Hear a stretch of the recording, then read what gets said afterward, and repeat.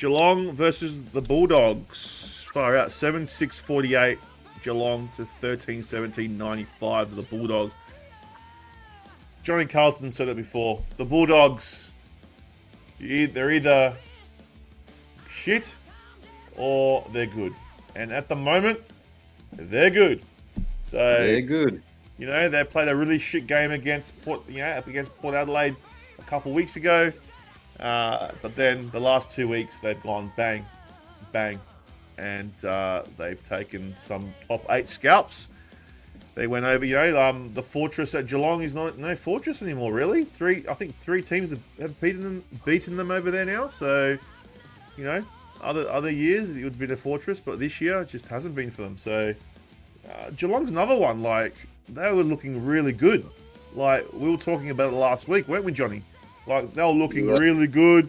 Their form was really good, and then bang, Western Bulldogs just exposed them. So it's really hard to tip. It's hard to put your finger on who is a good team, because if you're 1% off, there goes you're 1% off. You can be beaten easily. It doesn't matter how good you are. So yeah, they got problems down at Geelong. Are they going to make finals? I still think they will. But the Dogs are coming. The Dogs are coming. King of the North, you did the watch along for this one. What do you see with the Dogs, man? Are they the real deal? And is Geelong top 4, or are they not? No, it was a good game. If they play like this every week, then yes, they're top 8. Their main players stood up. Treloar, 3 goals, 31 disposals. He had a blinder. Probably the best performance by the Dogs was Treloar. Dougal Hagen, 4 goals and 18 disposals. Richards, 2 goals and 29 disposals. So to have missing players as they do, and still to be able to perform like this, and they were just it was a quagmire down there. Like, it was, I haven't seen mud like that on a football field for a long time. But they played some really good wet weather football, and they just put the cats to the sword. So I think they're coming. They've hit form at the right time of the year. Johnny Carlton, what do you reckon, man?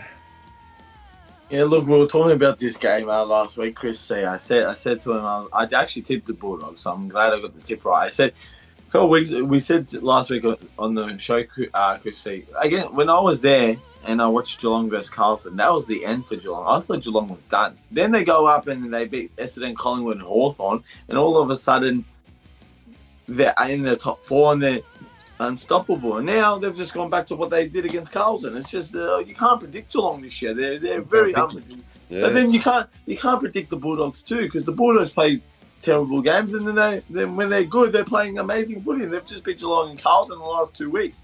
And man, these two teams are very funny teams. So I don't know. I feel like the Dogs are going to make the A. I feel like I just have I don't know. Something in my heart feels like they're gonna make the A. But yeah, look, as I said, they needed the win against Geelong, and look, 2 weeks ago when they versus Port Adelaide, everyone thought their season was done, and and they were going up against Carlton and Geelong, who were both in the top 4, and they've beaten the top 2 teams in the top 4. So anything's possibility in this year's AFL, to be honest, boys. So nothing's set yet. Even Sydney could lose top spot, so nothing's set yet. Yep, I agree with you. Oh!